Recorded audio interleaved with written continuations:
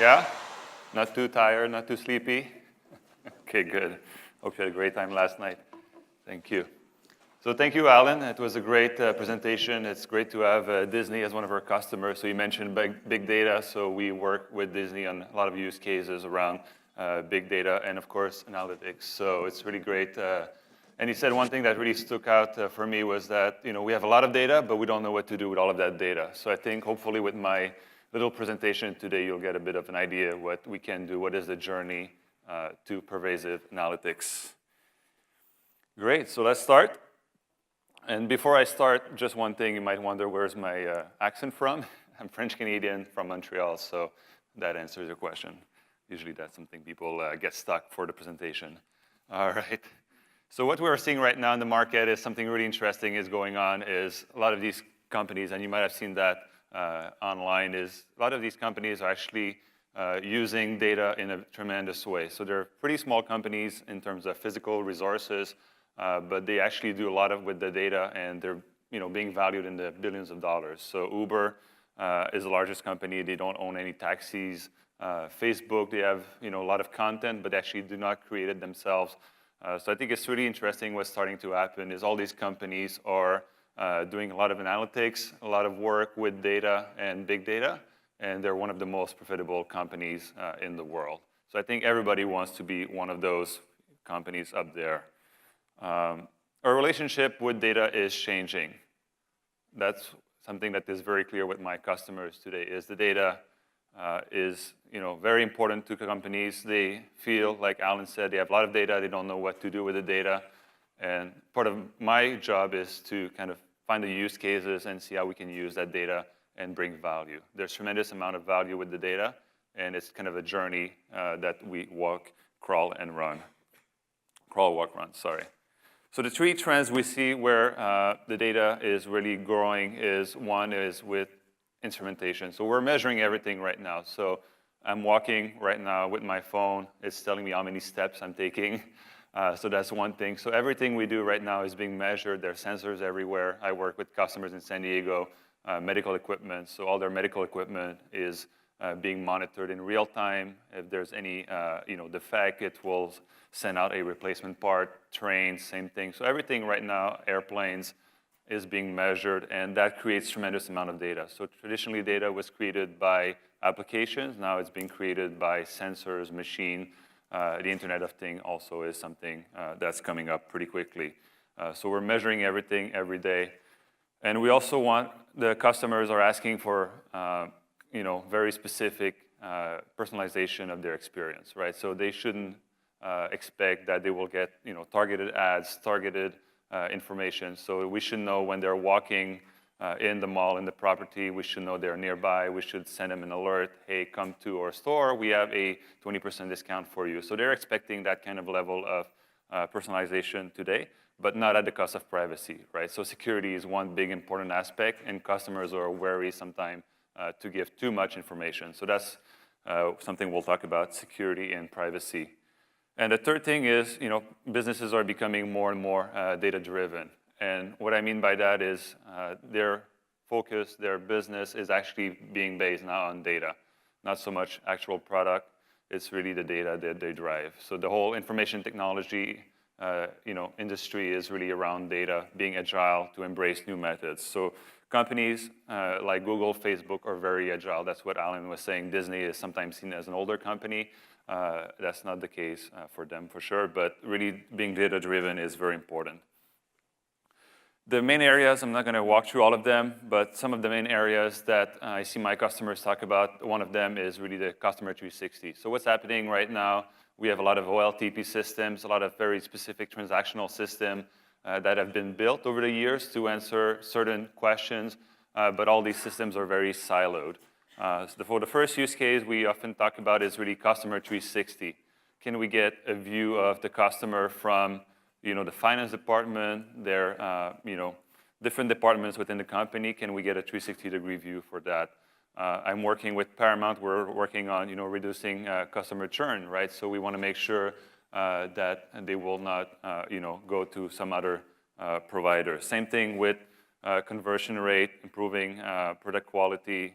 And one of the use cases these days, especially like Alan said, there's many, private cloud, public cloud, different on-prem, is really securing the network. So one of the main use cases I work with customers is around, SIM integration. So make sure any threat analysis, predicting any breach.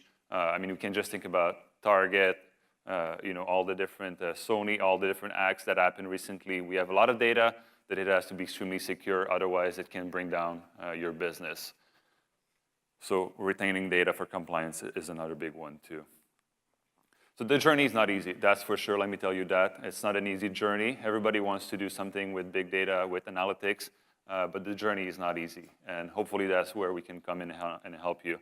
As per Gartner, they've said by 2017 that 60% of the big data projects will fail to go beyond the pilot phase. That's huge, that's huge. And then 90% of the data lakes will be useless with no business case. So everybody heard about big data. I'll have a polling question in the next few slides. But everybody wants to do big data. It's a big hype. It's a big term. And like Alan said, he hates hearing about big data and cloud from his CEO. So really, I think what's happening is, to be successful, is you really need to find the right use case that will bring the most ROI. And unfortunately, sometimes predictive analytics are a great use case. They're more the sexy use case.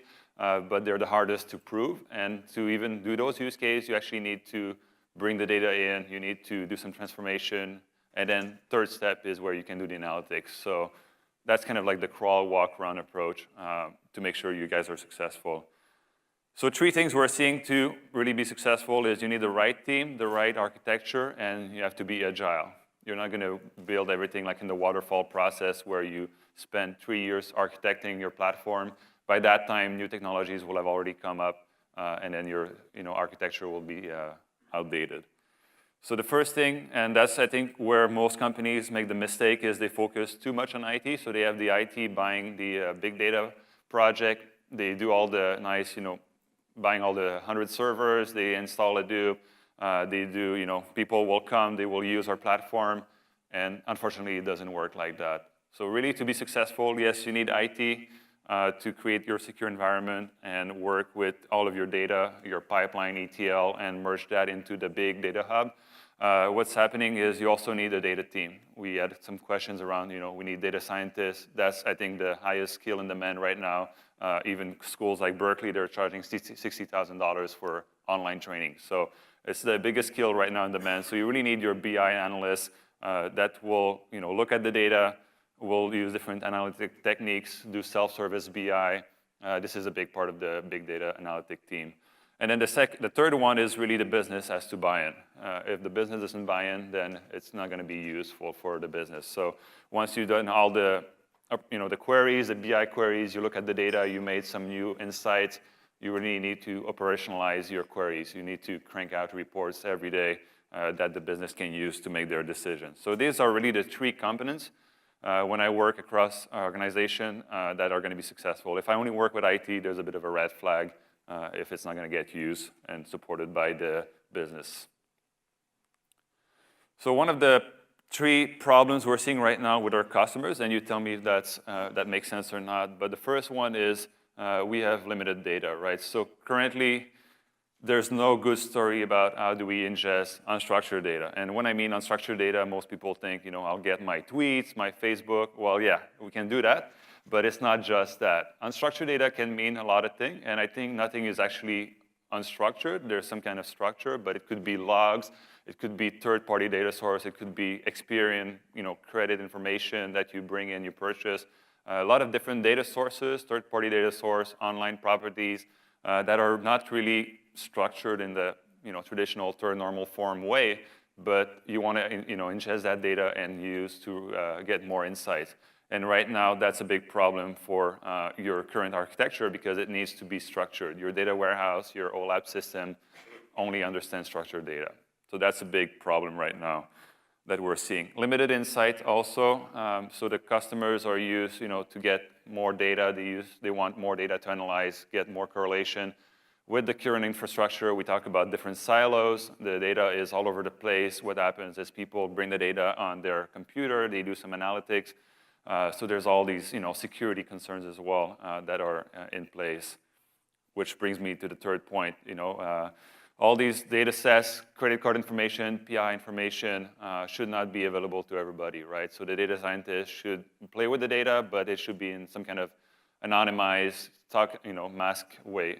So that's a really big concern. And one of the points I would say about big data is you can do all the, playing with big data in a lab, put the data, play with it, but it's only going to get approved by the InfoSec team if it's actually going to pass compliance, if it's going to be secure, right? So I would start with security in mind from the get-go, even from the POC phase, because you're not going to do all this work, and then at the end they'll say, well, I'm sorry, there's credit card information, there's medical record, PI data, I cannot let you access to that. So when we talk about data lake or enterprise data hub, like we like to call it at Cloudera, it's not just a pool of data, it's people accessing that data, and these different business users should have only access to the data they're supposed to see. So trust and compliance is a big issue when we talk about bringing data in one place. All right, first question. And I usually like to start my presentation with this one, but how familiar are you with Hadoop? So you can take your phone and answer A, what's Hadoop? Learning stages. All right, cool. It's like real time.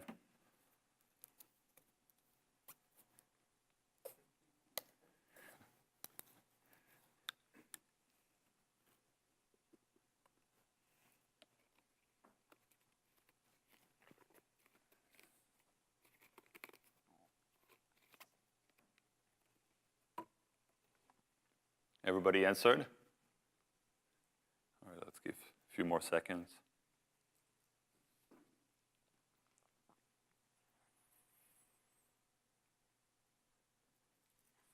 Okay, so thank you for responding. So it seems by far most of you are at least in the learning stages, so that's good.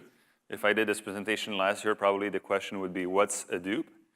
And maybe next year we'll be running a proof of concept. So that's great. I think that's pretty much what I'm seeing right now in the market. Most people are in the learning stages. So part of my job is doing education. What is Hadoop 101? I'm not going to do that today. That's going to be a separate discussion.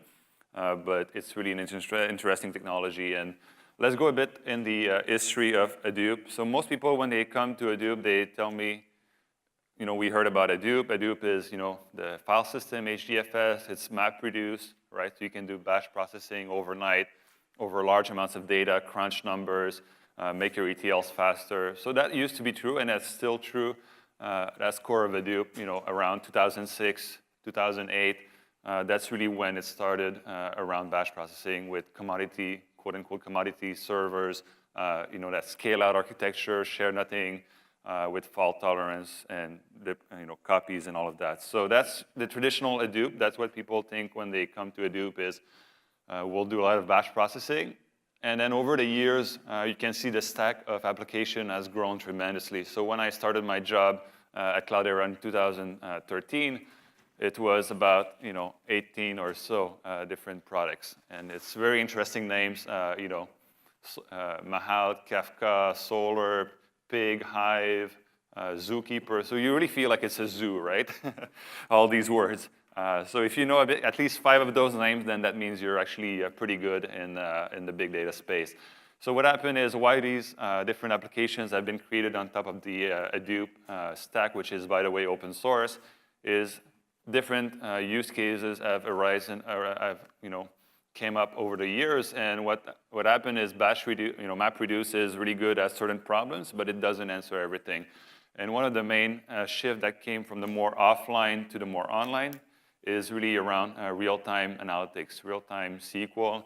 And for that, we have Impala, which we created at Cloudera. So that's really the migration from the more batch processing to really having your application online for as your users are navigating your website, you have stream processing with Flume and Spark to bring in the data, make decision. And it's really the journey that we see in the same in the analytics, right? So analytics, traditionally, when people think of analytics, they think of descriptive analytics. So let's look at the past, let's look at the data we have for the last 30 years, and let's understand what happened, right? So all the reports, the sales, the sales report, these kind of things, it's really in the realm of descriptive analytics. Now, what we're seeing today is more in the present as well. So as the users are navigating your website, then we're ingesting the data with micro batches in microseconds near real time, and we understand what they're doing based on what other users have done, like Amazon, who can recommend you certain products. So that's more the real-time, streaming analytics. And then once we do that, then we can also go the third step, which is more the future, which is predictive analytics. So not only we have the 30 years of data we can use, but then we can build models on that data with machine learning and data science, and then we can predict when they're going to come back to the property, right? So we can understand what they're doing when they're in the property to give better ads and better content, but then we can also predict, for example, one of the use cases I'm working with Sharp is around readmission of patients. So when the patients come to the hospital and then they're discharged, they run models to see when that patient, what is the likelihood of that patient to come back to the hospital for the near future. So there's a lot of work also being done with analytics, looking and predicting the future. So speaking of Hadoop, what we actually introduced, some of it called the data lake, you might have heard. We like to call it the enterprise data hub. For us, the data lake is very stagnant, like a swamp. You put the data and then it just sits there. For us, it's really the center core of your enterprise. So we call it the data hub. And what is interesting with this technology, Cloudera, is we have over 1,500 partners. So pretty much every company in the industry right now is actually being certified on Cloudera. So I'm trying to say is your end users, they typically will not see any change. If they're using right now Tableau, Informatica, Qlik, all these tools, they should just be working the same way they were working. It's just behind the scene, instead of connecting to your data warehouse, it will connect to Cloudera. So that's really the platform with the 20 different products we said before. So we have, some of them can be classified into the more processing, so ingestion with Scoop, bringing the data from your database into Hadoop, doing some kind of ETLs with different paradigm like MapReduce or Hive and Pig. And then you have discovery tools like Impala to then be able to use your BI tools and connect to that large platform. Modeling with Spark. So Spark is being positioned as replacing the MapReduce paradigm. It's much more agile. It's in memory, and it works well with all the data science, machine learning, MLlib, R, Spark, Python. And then serving those models, right? Operationalizing those models is really important. And what's important with Hadoop and big data is the data, one of the paradigm is the data is too big now to move it around, right? Traditionally, and maybe till today, your users are moving the data on their computer or in some other database, processing that data, bringing back the result. It makes sense when you're talking a few gigabytes, maybe 1 or 2 terabytes, but then when we're talking hundreds of terabytes, petabytes of data, we talk about network latency. You cannot move the data. You're limited by the network. So really the paradigm with Hadoop, especially it started with MapReduce, is you actually bring the compute to the data. So the data does not move. The compute comes to the data, runs the logic algorithm, and then the result is returned at the end. So that's really the new paradigm. Unlimited storage, it's a share nothing architecture. It scales tremendously. Yahoo has in the hundreds of nodes, maybe thousands, 10,000 nodes. So really there's no, traditional servers within 5 or 6 servers, you start seeing a decrease of performance. So that's really the point of Hadoop, is you can actually scale limitlessly on commodity or industry standard hardware. So there's hundreds of dollars of saving, 100x of saving.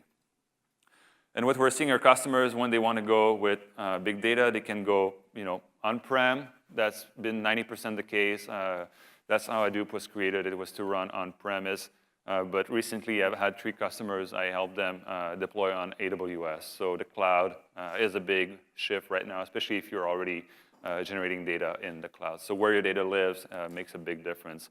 And what we bring with our EDH is we bring in the security that is needed for even being able to run that project, the data governance, and all the management tools. Because you can imagine you have 20 different ecosystem projects. So just being able to deploy those, make sure they are compatible amongst themselves, and do upgrades, would be really cumbersome to do by yourself. So that's why you need a distribution like Cloudera. So the benefits, I talked to some of them, but really one of them is really keeping unlimited data. So my customers want to be able to store all of their data, not just what is offline, but then bring that offline data online and actually bring insights and derive insights on that data for all the time. So one of the use cases I like to mention is one of the largest credit card processor. They had only 3 years of data they were able to store in their system. When they came to Cloudera, they were able to store their last 30 years of data of transaction, and they actually found out, using the same machine learning algorithms, they found out their largest fraud in history, I think, which occurred 10 years ago, which they would have not been able to see otherwise. So there's tremendous amount of data value that can be brought up, and they always say more data will always win over a better algorithm. So that's just something to keep in mind. And it has to be secure and compliant. So many companies, they have to bring 10 years of data has to be available in case there's any issue. So that's also a side benefit that you can get with big data. There's really 3 ways we see that works best, and it's really an iterative process, so you do not do that and then you're done. It's really, you create, collect, and manage the data, then you explore and analyze it in different ways. That's why you have, Pig, Hive, Impala, Spark. You have different workloads, and the question I always get asked is, should I use this workload versus this workload? Then I always say, well, it depends what is it you're trying to do. So there's really many ways to do that, and that's part of my job, is to find out what is the best architecture. So iterate, iterate, iterate. It's really a loop. I think you guys are all familiar with the agile methodology, so nothing new there. Really 3 things to work together with the EDH, again, is work with the different team, IT, data team, raw data, enriched data. So with Hadoop, one of the key tenet of Hadoop is really you store all the data in its raw form, in its full fidelity, as opposed to a traditional data warehouse where you have to do a lot of ETLs and then only store what is the most important data in a really structured way. So what that gives you with Hadoop is you can store all the raw data, all the sensor data, all the time series data, and then do what we call schema and read. So you're looking from a BI perspective, you want to look at certain data sets, certain columns within that data. So with Hadoop, you can actually specify the schema when you read that data. So you do not have to transform the data. You can still massage and transform the data, but what that gives you, it gives you more flexibility. Traditional systems are built to answer questions ahead of time. So these are going to be the questions I will be answering, and then you build all your ETL and schemas. With Hadoop, you can do that, but then you can also ask new questions, derive new insights by looking back at the raw data, putting new schemas on top of that data, and then reading for your different use case. So it gives you that agility, that flexibility, which traditional systems do not give you. And there's different ways to start. I think one of the more sexy ways is about, let's do predictive analytics. Let's, find out about churn. I have one customer, they have online properties, and then they have their TV shows, and they want to understand, are they cannibalizing their users by giving them the online access? So we're working right now with them on a proof of concept to see, can we correlate between the Nielsen reading and then the viewerships online, if there's any kind of cannibalization of the viewership. So that's really one of the sexy use cases, but then you can also start with the more operational efficiency. So many of my customers are big Teradata shops or Oracle shops, but unfortunately they're spending millions of dollars. They are at capacity, they cannot do any more use case. That's where really what we position ourselves as an offload, right? We offload or augment your data warehouse. So we're not talking about a full migration to Cloudera and turn off your Teradata. It's really offloading, and we have big partnerships with Teradata, Oracle. We have engines that works together, and we'll be doing the use cases which make sense in big data, and then we'll do the use cases which make sense in Teradata. So reducing costs, improving performance are really the main use case we usually like to start with. So if we can save 5% or even 10% of your spend in your traditional data warehouse, that usually pays for Hadoop off the bat, and then later you can do more real-time insights. So where will this all take us? Okay, so one question is, what a percentage of your employees actively use analytics today? So you can use your phone and answer that question.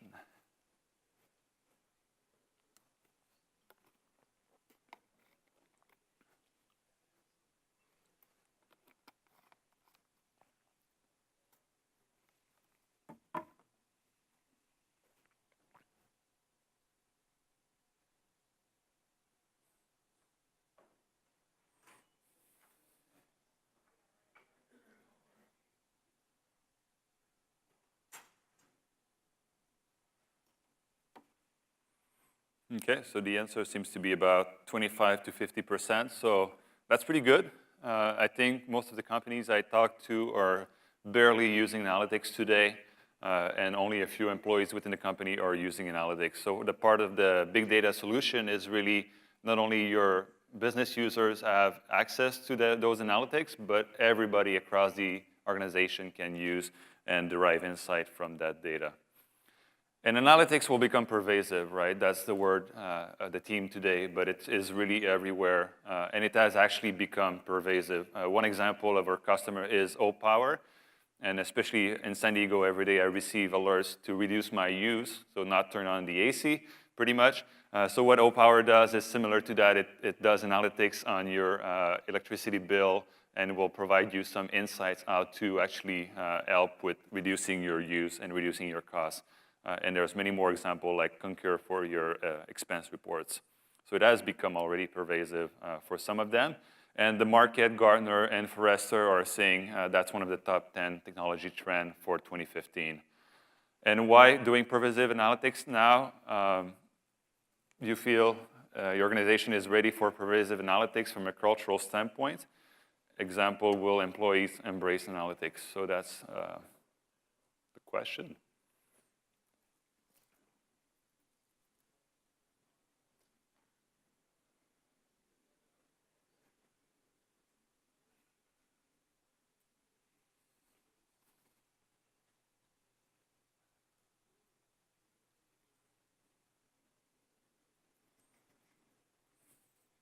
Good, at least there's no, that's good. Mostly yes and uncertain.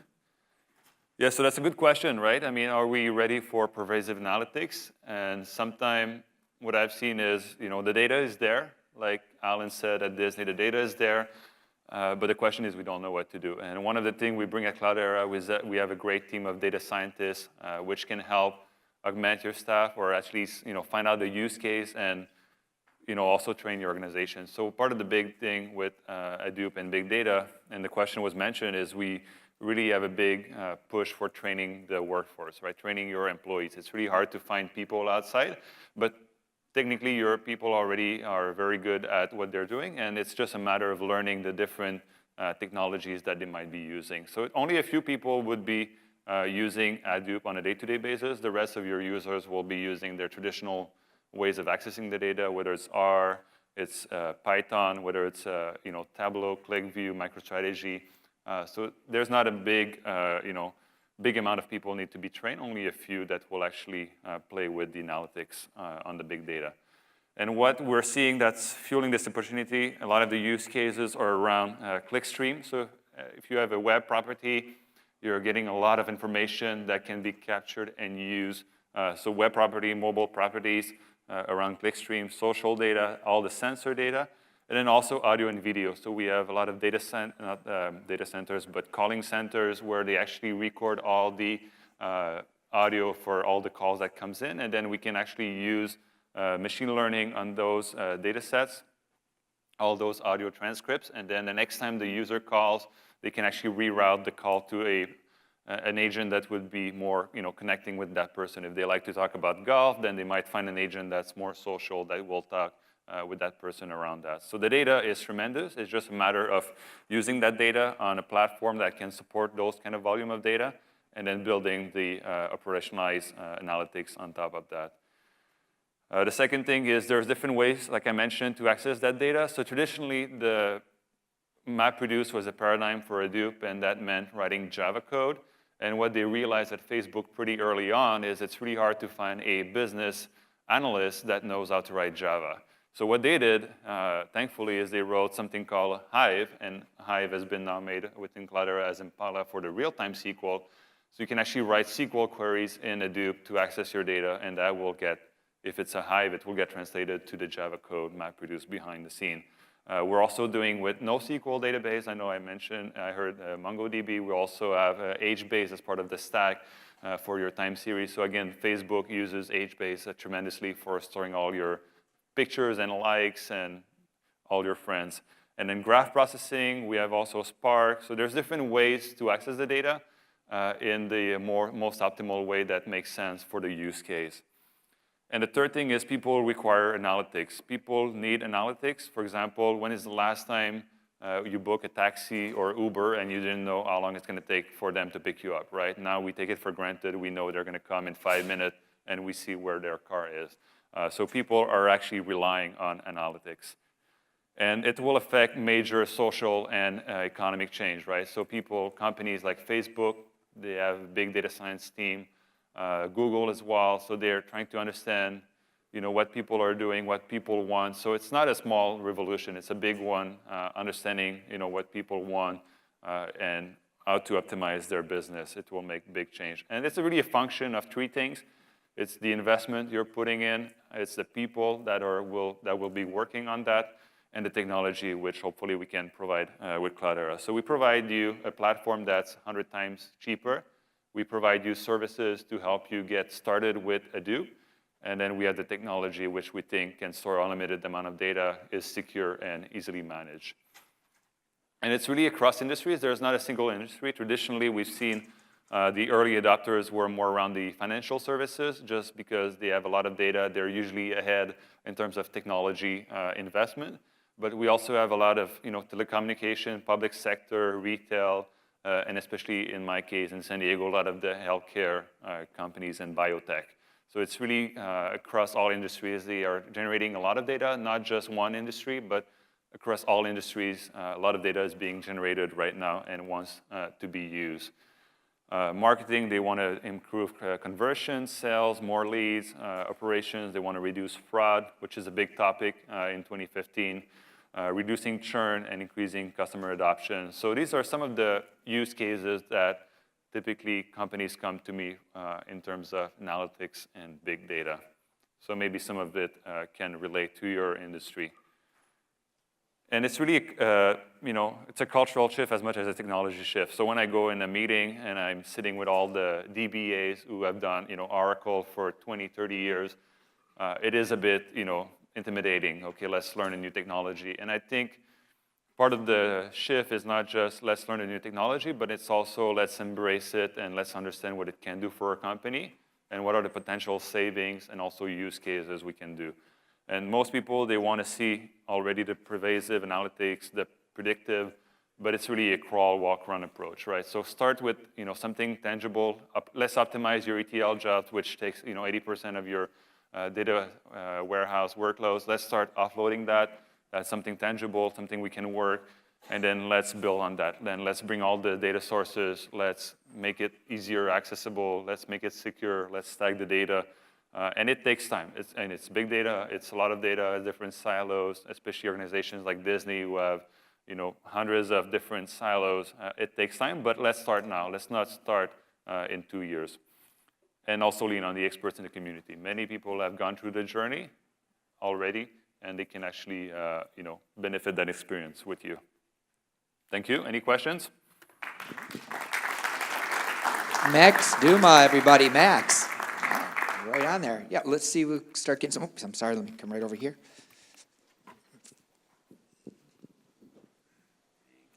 Thank you, Max. I appreciate that. Do you know, so we know Uber spies on all of its consumers, right? That came out, and it was a big brouhaha. Our company, Red 8, we use Salesforce, Concur, ADP, Office 365, et cetera. Do you know if any of those companies do analytics on our data for their purposes, or do they have a mandate or a policy that they won't go and look at your stuff and do, analytics on it? Do you have any visibility into that? That's a good question. I cannot, unfortunately, talk about these companies, what they do. But what I can say is, for example, at Cloudera, we have hundreds of customers, and what we actually did is we created our own big data cluster within Cloudera. And what we do is we receive all these different diagnostic bundles from our customers. So whatever the data the customer sends us, we analyze that data, and then we can predict is there going to be a downtime in the future based on what we've seen with our other customers. So I would say within Cloudera, we use that to bring value to our customers. So we can predict, we can see if there's going to be any issue with your code. So what I would say is probably all these companies are doing some kind of analytics to help the customer experience at the end of the day. So one example I know with Uber is they're using that data. So let's say you took the wrong route, it delayed you 20 minutes to your destination. With their system, they would have picked that up already, so they can actually credit you for the 20 minutes extra of the journey. So I would say they're using it in a way that helps the customer, and I think privacy and security is paramount. That's why at Cloudera, we spend a lot of energy. We acquired a company last year that does all the encryption and the key management and tokenization so that the data becomes anonymous, but can be still relevant for the user. Can you use Cloudera to do analytics on workloads you don't control, like at Salesforce or at Concur or something like Yeah, that? so I think within Cloudera, they bring the data also and they correlate with the Salesforce data and Concur, but I'm not sure exactly what they do, yeah. I was just going to make a quick comment on Concur. Hey, Brian. Sure. Because they do use our stuff. I'm with Cloudera as well. And it's more about enhancing your experience. So for example, if Concur, you book a flight through Concur and it gets canceled for some reason, well, they'll proactively be able to recommend another flight at another airport or potentially connect an Uber for you right there to go take your, to get to the next airport. So it's not necessarily spying, but it's expanding and enhancing your experience. Does that make sense? Sure. I mean, that, by the way, is the right answer, because if you said anything other than that, Yeah, I mean, so the bottom line with this is any analytics that are going to improve the customer experience, improve customer retention, improve any of their material business metrics, generally they're going to have written in their own policies to use that data, right?